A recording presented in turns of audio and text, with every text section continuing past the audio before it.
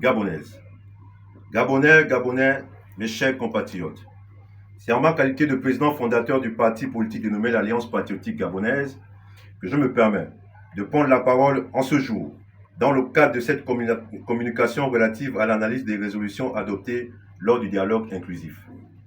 Mesdames et messieurs, comme vous le savez, le dialogue inclusif commencé le 2 avril dernier s'est achevé le 30 avril 2024 avec à la clé la rédaction d'un rapport comprenant les résolutions de chaque commission, parmi lesquelles la commission politique. En effet, la commission politique a adopté un certain nombre de résolutions, dont celle menant à la suspension des partis politiques, ce qui constitue, pour l'Alliance patriotique gabonaise, un recul démocratique dont ne pourra se satisfaire la classe politique de notre pays. Elle dénote aussi un amateurisme criard dont a fait montre les membres de la dite commission. Car, il faut le rappeler à toutes fins utiles, que la loi n'a point d'effet rétroactif, elle ne dispose que pour l'avenir. Je répète, il faut rappeler à toutes fins utiles que la loi n'a point d'effet rétroactif, elle ne dispose que pour l'avenir. Cela voudrait dire qu'une loi mise en place aujourd'hui ne peut remettre en cause tous les faits et jugements du passé. En français facile, cela signifie que les partis légalement reconnus et ceux ayant déjà obtenu les récépissés ne sont point concernés par cette mesure. Les personnes qui sont concernées par cette mesure sont celles qui seront amenées à créer des partis politiques dans le futur. Et c'est ce que dit la loi. Ainsi, nous renvoyons les organisateurs de ce dialogue à faire lecture de l'article 6 de la Charte de la transition relative aux partis politiques en République gabonaise. Toutefois, si pour le CTRI et le gouvernement de la transition, le fait d'avoir plusieurs partis politiques dans notre pays dérange, alors qu'en est-il du nombre des généraux dans notre pays?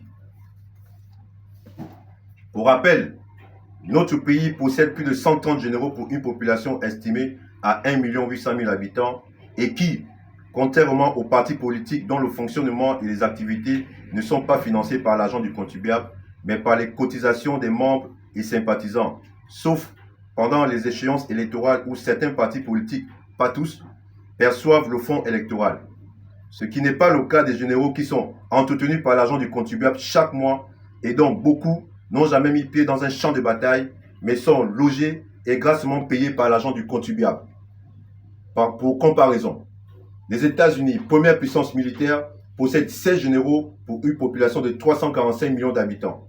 La France, quant à elle, 9e puissance militaire, possède 94 généraux pour une population de 68 millions d'habitants. Notre pays, le Gabon, ne fait même pas partie des 30 premières puissances militaires du continent africain, mais possède autant de généraux. Par conséquent, si on doit réduire le nombre des partis politiques, nous préconisons aussi la réduction du nombre de généraux à 10. Cela permettra une réduction des charges de l'État car les salaires de ces derniers tournent autour de 5 millions de francs CFA, ce qui fait un montant annuel de 7 milliards 800 millions de francs CFA. En les réduisant au nombre de 10, l'État fera une économie de 7 milliards 200 millions de francs CFA qui permettra de construire des hôpitaux et des écoles au bénéfice du peuple gabonais. Il y a un proverbe africain qui dit, je cite, « Avant de balayer la cour de son voisin, il faut se rassurer que la tienne soit propre. » Je répète, il y a un proverbe africain qui dit, « Avant de balayer la cour de son voisin, il faut se rassurer que la tienne soit propre. » Fin de citation.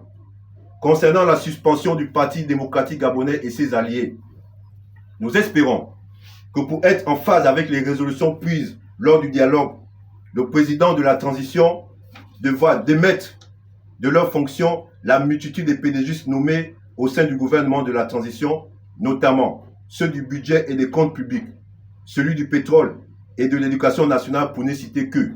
Mais aussi, il devra démettre le président de l'Assemblée nationale dont on a vu la présence au siège du Parti démocratique gabonais en mars dernier, ainsi que certains directeurs généraux membres du Parti démocratique gabonais.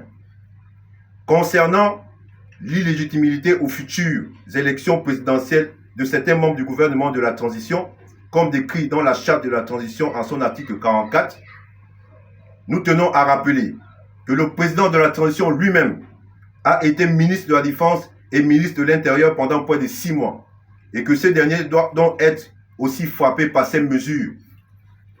Pour finir, nous dirons que le vrai problème de notre pays n'est pas tant la multitude des partis politiques, mais le manque de volonté politique et le mauvais choix fait par les présidents qui se sont succédés à la tête de notre pays pour la résolution des besoins vitaux du peuple gabonais. Notamment le besoin en logement, la résolution du problème du chômage, l'accès aux routes praticables en toute saison, l'accès à l'eau potable et à l'électricité, l'accès aux meilleurs soins et j'en passe. Le véritable problème du Gabon est de savoir comment mettre un terme à la corruption qui gangrène nos administrations. Le véritable problème du Gabon, ce sont les accords coloniaux passés avec la France sur le plan économique, diplomatique et militaire, avec la présence d'une base militaire au sein du territoire gabonais. Le véritable problème du Gabon, c'est la Cour constitutionnelle qui a longtemps validé les résultats tronqués des présidentielles depuis 1993. Le véritable problème du Gabon, c'est le Gabonais lui-même qui n'a pas encore appris à aimer son pays et à faire passer les intérêts de la nation au-dessus des intérêts personnels. Pour l'Alliance patriotique gabonaise, ce dialogue n'était rien d'autre qu'une farce taillée sur mesure au bénéfice du président de la transition, jetant ainsi les jalons d'un futur régime dictatorial incarné par le CTRI et ses alliés, et dont la manifestation est la suspension des partis politiques et l'inéligibilité de certains acteurs politiques. Peuple gabonais, unis dans la concorde et dans la fraternité, c'est enfin notre essor vers la vérité et la justice. Nous avons pour tendance à dire à l'Alliance patriotique gabonaise que le pouvoir au peuple. Oui, mesdames et messieurs, parce que le peuple est souverain. C'est le peuple qui décide et nous travaillons pour le peuple. Je vous remercie.